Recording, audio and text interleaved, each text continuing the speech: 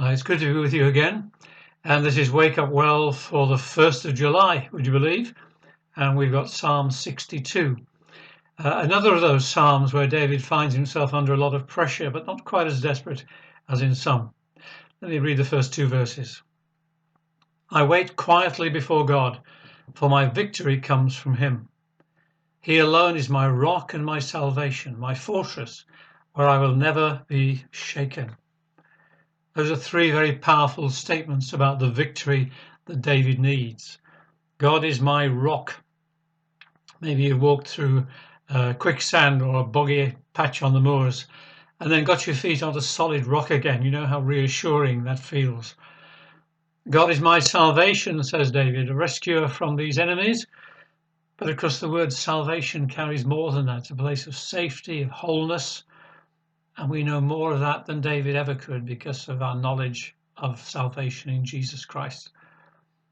And he's my fortress. You think of a castle you've been to, and it stands there solid, practically immovable.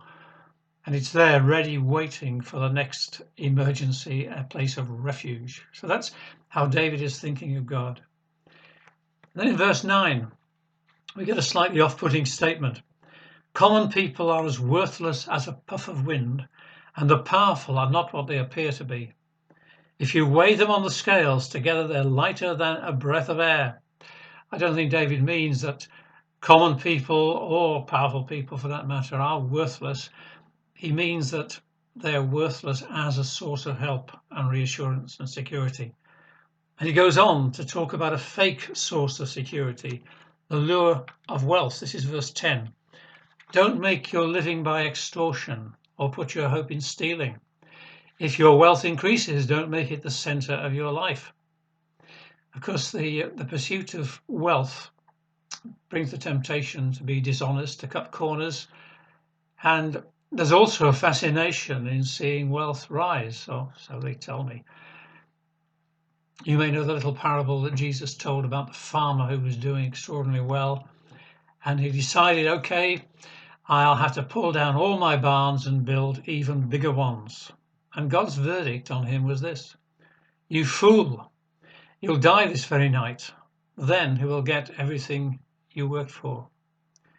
Even perfectly legitimate financial gains can be a trap. They can distort our ambitions and our motives. They can become the center of our lives, which is where God needs to be. God, who is our rock and our salvation and our fortress. The COVID-19 emergency has shaken our economy. Big firms are in trouble. Small firms are in trouble. Lots of people have lost income, and there is lots of job insecurity. And we see how the pursuit of wealth really is not a secure thing at all. Just take a moment to think, well, what is the center of my life? Is it the pursuit of wealth and career? Well, I mean, money is quite useful stuff, but it's not the center.